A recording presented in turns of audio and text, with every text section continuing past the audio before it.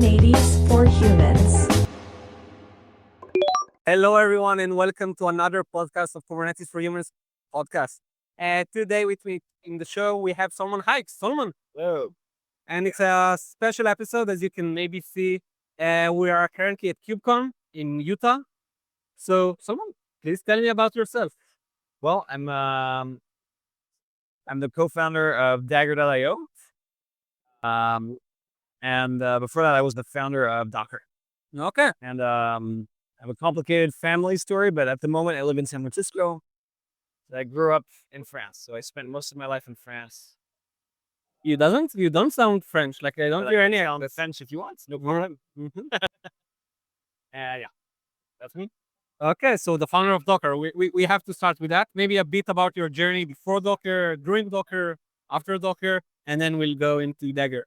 Okay, yeah. So, Docker was 10 years of my life. So, as an engineering student, I was really obsessed with what would become cloud computing, but wasn't called that yet. Just deploying lots of servers and configuring them as a whole. Just deploying applications to lots of computers as if they were one computer. That was very cool. So I was really interested in configuration management and all the tooling that was being developed for that. And then I stumbled upon this emerging technology that was Linux containers. It was not mainstream yet. You had to catch the kernel. And I just thought it was a really powerful technology. And so I just started building tools around that. And just kept trying to get people interested in it until eventually, we managed to convince Y Combinator to fund us in 2010. And it was straight out of college? Like it was college and then... 2 years. I graduated from college in 2006 in Paris. And I had a job, and then I quit that job in 2007 to start this project. And then in 2010, I moved to Silicon Valley because I got some funding. And then we built a PaaS at the time, a platform as a service using our container technology. So we were a competitor at Heroku and Google App Engine. And then in 2013, we were doing okay, but not fantastic. And the PaaS was just a difficult business because people wanted to customize. They didn't want all in one. They wanted to customize their platform. And so we pivoted to open sourcing our container tech to allow everyone to build their own platform on top of this foundation that was the standard container. And so that blew up. And then that became Docker. 5 years of crazy growth and excitement and drama. And after 10 years total, so 2018, I left, took a break, had babies, built a house, and then got bored. And I started my next startup, Dagger. No, it's quite a story. So maybe, what do you think on the current evolution of Docker? It feels quite different than how you guys started, right? Yeah, I'm very happy that it's so successful. I'm very happy that a lot of people are using it. And I'm glad that it's getting more recognition now. I think for a while it was when things were very competitive because containers were very new and a lot of big businesses were feeling threatened by it. There was a lot of money to be lost or to be made. I think the spirit of collaboration that I really always loved got lost a little bit. But now that it's a more mature ecosystem, I think everyone kind of found their place. It's more collaborative again. And so I'm really enjoying that Docker gets that recognition. Personally, if I were still there, I would be pushing to do more new stuff, maybe new crazy stuff that might sometimes fail. But I think Docker is now at a phase where they're the guardians of these foundational tools that everyone uses. Docker CLI, Docker Compose, Docker Hub. Docker is it's a crazy story. Like Docker is from, I don't know, super popular to much less popular to now. Yeah. It's like a real coaster. Yeah, definitely a roller coaster. So, yeah. Now I enjoy being on the outside of Docker because I'm one of many, many people who are building new things in the Docker ecosystem on top of technology that Docker and others built. And there are a lot of opportunities still to apply containers to more problems. That's my perspective is we're actually not done containerizing, you know. And so coming out of Docker after this break, we got back together with some of the original Docker people. And then first we assumed, okay, we're going to do something completely different because surely now the 10 years later, the container ecosystem has solved all the container problems, right? Yeah. And then No, half the people realized, No, it's Wow. quite far from that. far from it. Yeah. So Dagger is our vehicle for continuing the work. We're continuing to build, to solve problems that I would have continued solving if I'd stayed at Docker. So what is Dagger for people who don't really know it? What do you do? Why do you do it? The why is interesting. So the Dagger is a solution to the CI pain. So everyone has CI, continuous integration. As you're developing, you need to build and test and just assemble all the pieces like a factory. Yep. And as you grow, you have to automate that factory. And that's done with tons of pipelines and I've done a lot of like Jenkins Groovy in my life. A lot of pipelines. And those pipelines always become a problem. They are. They always end up slowing you down. And the main reason, a very common reason they slow you down is what we call push and pray. You make a change to the pipeline or a change to the codes.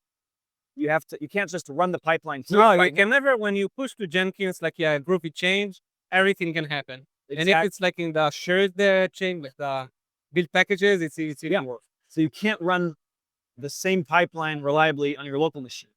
You have to commit the code, push the code, wait for this whole machinery to start, and then a job gets run on Jenkins or GitHub Actions.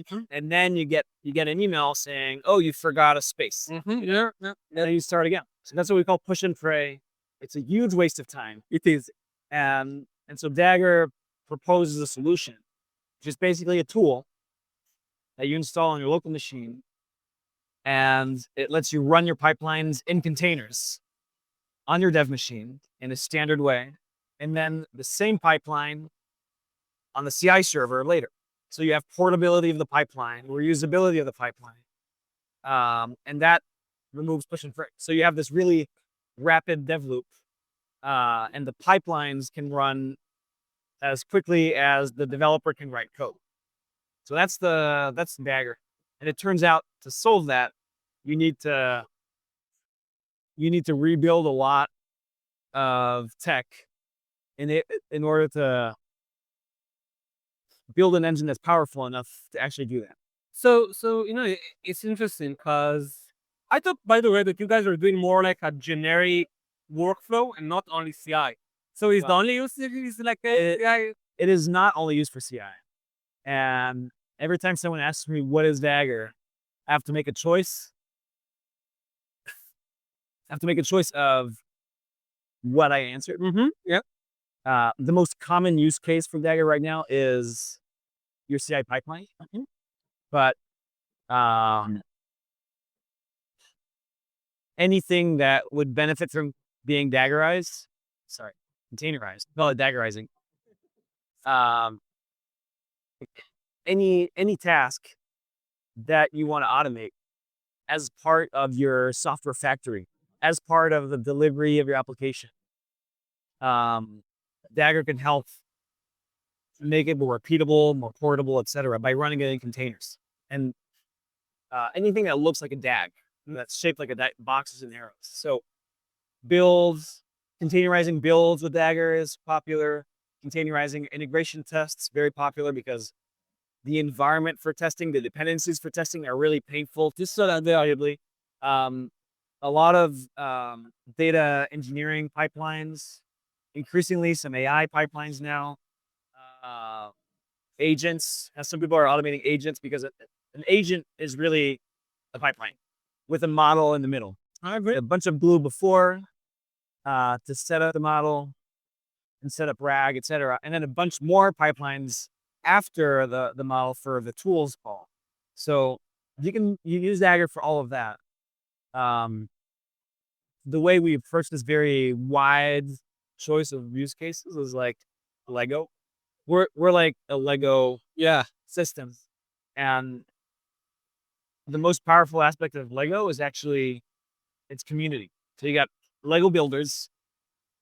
They understand the system, they load the bricks, and they have a vision for building something. And then they all build their own respective things and they show it to each other. So we have a whole community of Lego builders, and we're just focusing on helping them. So we watch what they build. We have meetups, community calls, and then sometimes they complain, it's really hard to build this kind of thing. Yeah. And then we say, okay, maybe we're missing a brick. We'll add a brick. Yeah, I would say a good 70-80% of use cases today are CI. So CI, yeah. Okay, so I have to ask like a couple of difficult questions because there are like you're in the middle of two categories, right? Like there are workflow engine, right? Like there is temporal that also is, I don't know, something using CI, not that common, but temporal, Airflow, Luigi, Argo workflow, and so on. There are CI solutions, right, in the market, like the GitHub Actions. Yep.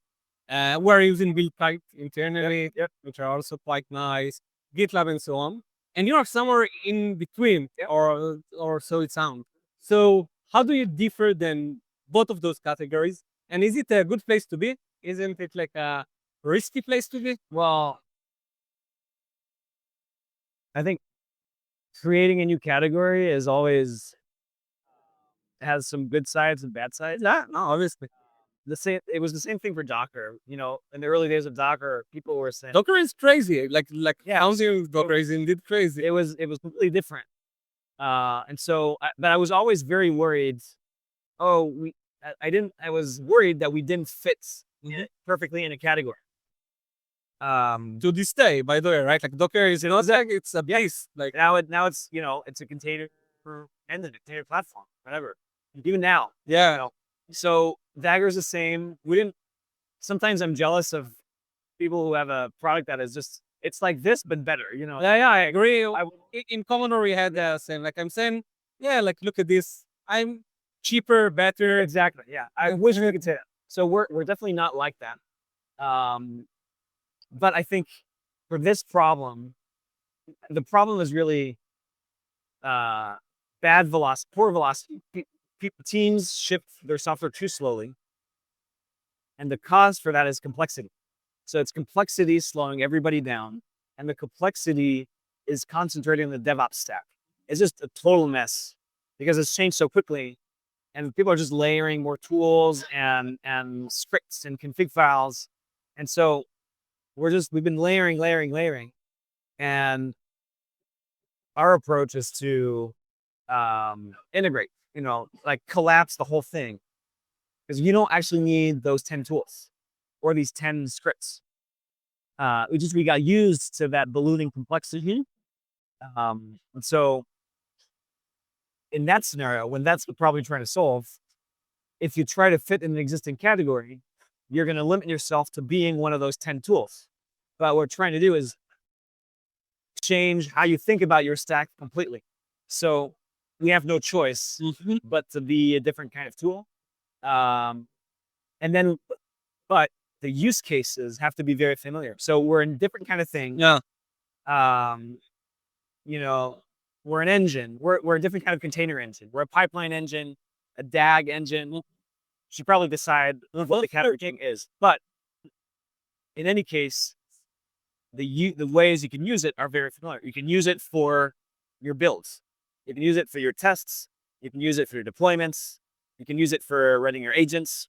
So there's a list of common use cases. And we just focus on that. For this use case, CI. Are you happy? What are your problems? Well, I can't run it locally. It's too slow. And we're locked into this old platform. and the guy who configured it is gone. Okay, this weird new kind of tool can help with all three of these things. Oh, That's our approach. no, it makes total sense. But I wrote again like quite a lot of CI pipelines in my days, and it's really hard to migrate the CI pipeline. Like I did like Circle CI to Jenkins to Circle CI and then to Jenkins again. I suffered like in a 2 years process. Something like we said Jenkins is too complex, right? So let's move to Circle CI. And then after a year, we were like, yeah, Circle CI is not extendable enough. Let's go back to Jenkins. It was like 5 years ago, something like that. But I still remember both of those, like, doing the migration, because the CI in its core, it's like the heart of everything when it comes to like the dev, the glue between the dev and the actual code, right? Yeah, I think the I in CI is for integration. That's a big word, right? So by definition, it's supposed to be the thing in the middle, because you may have 10 teams, 20 teams, but you have one product. It's got to all fit together. But somewhere along the way, I think we got stuck on one implementation. Oh, CI is the Jenkins server, but it doesn't actually integrate everything.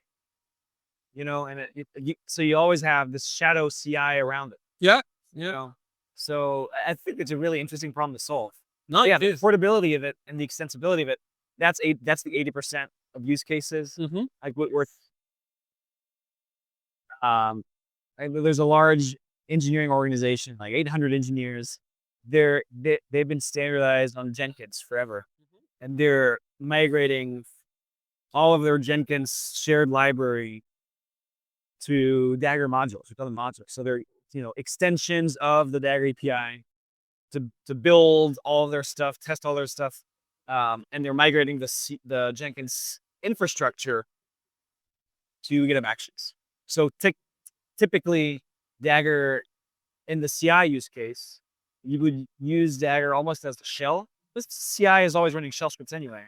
Agree. But Dagger is like a completely different kind of shell. It runs containers instead of running random Unix commands.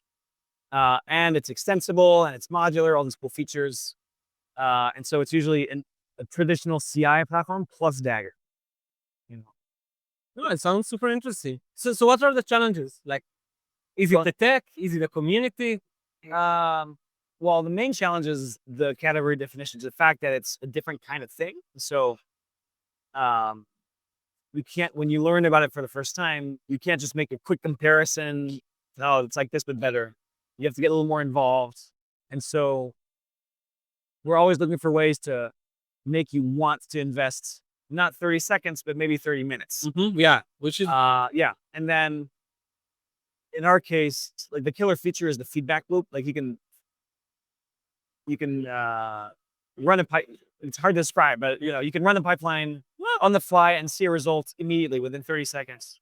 And so actually interacting with it and seeing how responsive it is, that's the killer feature. So live streams work really well, workshops, meetups, we do community calls, just thinking about ways to help people experience it. Like Apple, they had this thing with the Apple stores where they intentionally created a whole experience where you can freely use the products, and they're doing that on purpose because they know the product design is one of their strengths. And so the easier it is for people just try it on their own, the better. And that's why you can go to an Apple store and like check your email if you want. They're happy that they're doing it you're trying out the product. So that's what we need. The community is what made it work. In the beginning, it was very hard when no one was using Dagger, and we had to kind of bootstrap this process. Very hard. And now, how many people are using Dagger? Like, what's your? Well, it's open source, so I don't know how many people are using it, but a lot. If you go to our Discord, so because we're so community centric, we have a community Discord server, and it's very important to us. It's like a core feature of the platform. And if you won't go there, I encourage you to go there. You should go there because you're definitely a CI nerd. It's very active. It's like a support group for pipeline people, pipeline engineers, and people helping each other out, showing each other examples. And so now that helps us a lot because now a lot of our marketing is just shining a light on something great that our community is already building. And so now it gets easier. So maybe I can ask you like another like difficult question. Maybe Docker, great product, really changed the ecosystem, but it was always a bit like tricky or it felt tricky to capitalize on that, right? Like it wasn't like obvious as a business. And now like as an open source, it is always like the challenge, right? Yeah. Like I love open source, like I also love to contribute and so on, but it's hard to build a business. So what's the premium features? Like why should I move from the open source to the Yeah. So, I mean, I don't have the perfect answer, but I do think as an ecosystem, we got better at it. I think we do? buyers are more willing to buy in general. That's the there are. And there's more tolerance for things like, customizing the license if that's what you want to do. More tight control of the trademark, and just like things like analytics. You still have to be respectful, but it's not. It's less It's less about ideology. It's more about practical benefits. I think buyers now, but engineers, they see what the big clouds did to some of the startups, and they realize, okay, if I like this product, I have to make sure it's financially viable. Otherwise, it's going to affect me next year when they shut down or they get bought. So that's good. And I think also the product vendors like us also collectively got smarter about how to monetize. Like there's some standard places. So we'll see how it goes for us, but our approach is first to make sure, just because it's open source, make it clear, just because it's open source doesn't mean it's not ours. Like we're never donating Dagger to a foundation. It's not going to happen. It's our product. We own it. We own the trademark. We enforce the trademark. It just happens to be open source. And just saying that clearly is important because I think the community is fine as long as you're honest. Yeah, I think I think most of the backlash are, changing of exactly. Yeah. And so that's one mistake we made with Docker. Because it was so ideological back then. And also I think we made the mistake of we tried too hard to make everybody love us, 100%. And so if anyone complained about anything, we were like, oh my God, we gotta, so people complained about things like being vendor neutral and, things like that. So we were a vendor. We made Docker, we made all of it. We welcomed pull requests, but I mean, we designed it. We invested tons of money making it. And then we felt guilty for not being vendor neutral. But I think that was stupid. We should have said, we're a vendor. Hey, you're lucky if you don't like it. It's open source. You can fork it. Just call it something else because it's our trademark. We worked hard to make it valuable. So this time we're just very straightforward about that. It's open source. It's called Dagger. It's ours. You can't fork it and call it Dagger. If you fork it, you can call it something else. There's a command called Dagger login. It's for logging into Dagger Cloud, which is our commercial product. We will not accept pull requests for logging into other random competitors. Just fork it. We actually added that command, Dagger login, before we even had Dagger Cloud, because we really wanted to avoid this feeling that there would be a bait and switch. We didn't want anyone saying, oh, we didn't know you were going to add bit. I literally put the command before it logged into anything, So now we have Dagger Cloud. So that's the short answer. We sell a cloud product. It's pretty simple, but it's getting better. Right now, it's a way to visualize your pipelines. So the engine's open source. There's a proliferation of engines because people because you can run it locally. They run their pipelines on the laptop, and then they run the pipelines in CI. And then the platform team is asking, okay, what's going on? Who's running what? So you configure all your engines to send telemetry to Dagger Cloud. And then we show everything that's going on in one place. Pre-push, post-push. You can see traces for the pipelines. Very useful for when your build's really slow or it failed, you can figure out why. So that's what we sell now. Well, I'm sure we'll sell more stuff later. Yeah. Okay, that sounds cool. So maybe now I'll ask you some general question about the Sure. conference. Like, what do you think about Kubernetes, the ecosystem? Yeah. What did you learn in KubeCon so far, if any? I like that.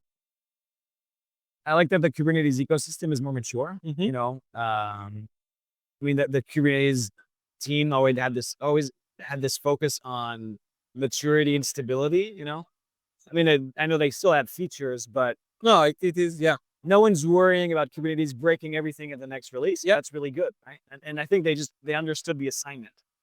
And then have a pretty mature ecosystem around it that's very data center focused, very infrastructure focused, like storage, security, monitoring, etc., observability. Not very developer focused. Yeah. But that's what this community is. I like it because to me it's like, um, I like the developer experience. So I like to take all this tech, figure out the best innovations, and then package it into an experience that makes developers move faster, right?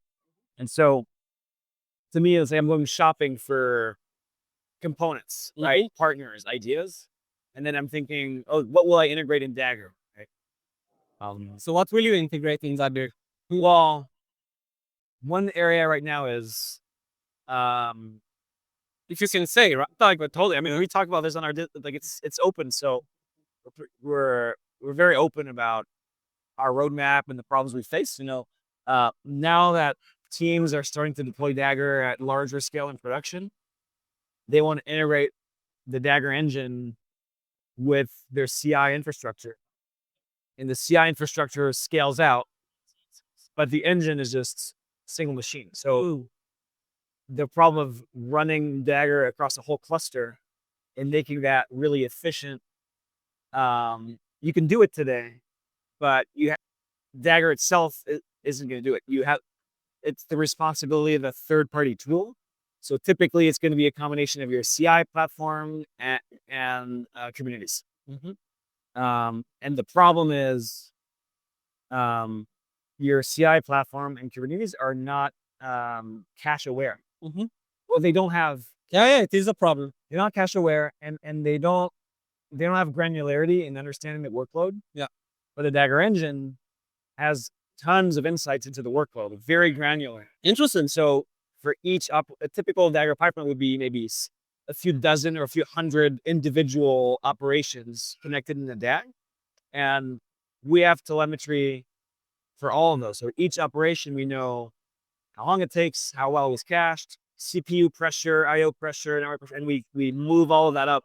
We also know all the types, so all the artifacts flowing between tasks, we know what they are. We know if it's a container, if it's an image, we know the digest. And so if we could somehow bring that information into Kubernetes and your CI control plane, like all three need to collaborate for the perfect scale out. So right now you can't really scale out Dagger intelligently. So people do it best effort, and it's fine. But we're more ambitious than that. We want it to be really magical. And I really think there's a 10x. There could be a magical 10x scale out experience, right?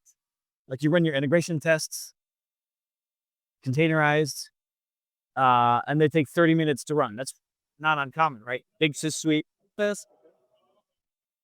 And so the best you can do today is you can have Kubernetes in your CI control plane dispatch each test suite of each commit to a different machine. Yeah.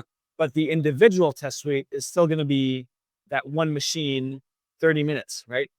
That's the state of the art today. I agree. But you could instrument Dagger to split out the tests individually and scale out and split up that test suite further. Right? And so if somehow we could make that work, you could run the same test suite in 3 minutes. That sounds logical, yeah. But it sounds super hard to do all of this coordination, right? Yeah, but that's why you need the community first. Yeah. You need the core API, you need the extension system, and then the community. So you need the Lego system and the Lego builders, And now together we're talking about these big problems. No, it's a big problem. So yeah. It's a big problem. So if you're interested in that, you can come to our Discord and you can see in real time. I joined the Discord. Even we're quite happy with like a build kite, which is also a bit different like this in terms of CI pipelines. Like Yeah. Did you try their new stuff? which one? No. Well, I know that I know build kite is interesting because they're kind of expanding beyond CI, right? They have a registry now. They have a sort of a test product. Mobile app build products. Oh, Now we're talking about build kite. Yeah, maybe we should add it. build kite and their new products. Yeah, it's interesting that We were not using, I think, any of their new product, but they were kind of like Kubernetes aware and Docker aware. So most of our like internal things are inside the Docker that we build as the agent, right? So it's not really like build kite specific. It's more like we really capitalize on Docker. Docker build, like multi-layered, you know, like all of the Docker features. So yeah. our pipeline is much more Docker focused than it is build kite focused. No, that makes sense. That's the missed opportunity, I think. Like that, when I said earlier, we're not done containerizing. Yep. Like, okay, we've containerized the web app, we've containerized the database, but we haven't really containerized the build, containerized the test, containerized the deployments. Like smart teams do it anyway. Like you're doing it, but you're doing it like you're taking Docker and you're wrapping it with there's Docker components. Like just doing that. I see like CLI, Python CLI that runs everything. There you go. Basically. Yeah, it's super common. Yeah. And then there's that tool it has a templating system that will generate Docker files, and then Docker file will be used to build another thing. So it's just that's the stuff that we're trying to replace with 30 lines of code. That's the goal. Okay. No, like super. Maybe we should look at your CI. Maybe should give you a demo of Dagger. I'll go check you up now. Like you said, you're self-serve, right? Like I can try to install it. I like CI engines. Future predictions? What will happen? I would love to know. In Kubernetes. I think, well, obviously there's a lot of AI excitement, AI workloads. I feel like the community is trying to figure out what is our role here? Where do we fit? Are we the old thing and AI is the new thing? Or do we play an important role? I think it's the latter. I think, I mean, it's funny because I feel like I'm a cousin of the Kubernetes community, like a friend and a cousin. I don't think of myself as a hardcore part of the Kubernetes community because Kubernetes is not really developer facing. And so, but I do think Kubernetes plays an important role and containers play an important role. I think AI, my opinion of the impact of AI is that AI applications they're just the next generation of applications. Yeah. They're still applications. You still need to build, deploy, test them, and all the other stuff. So it's additive, but also it kind of changes how you build, how you test, how you deploy, how you do everything. And so for the DevOps community, I think it's the best thing that happens since containers, because it's basically 10 more years of guaranteed jobs. Like, okay, who's going to deploy and scale this stuff? Not the data engineers. I can tell you that.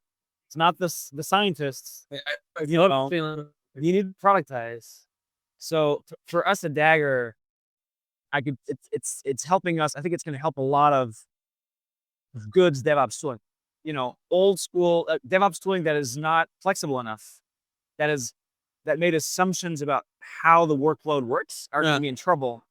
But I think tools that are flexible and they focus on the first principles, things that never change, then it becomes an advantage for them, because now your tool can be used to help adapt your workloads. So like definitely Dagger is benefiting, because that's literally the goal of Dagger, to help you play Lego and reconfigure the Lego. But I think a lot of other tools will benefit, and the practitioners will benefit the most. Yeah, like, one can only hope. Yeah. Okay, with that, I think we are wrapped. It was a pleasure having you on the show. My pleasure. And yeah, I'm going to check out the. Please do. That when you when you run into something confusing in our website, which you will, come complain in Discord and we'll help you. We'll fix it. If you want to come to our booth, I'll show you an exclusive demo of an unreleased feature.